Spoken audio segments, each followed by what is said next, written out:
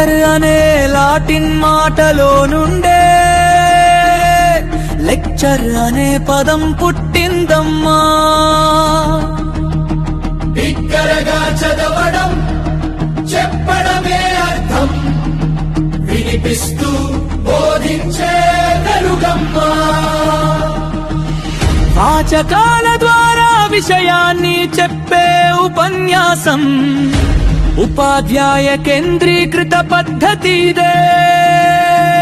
అత్యంత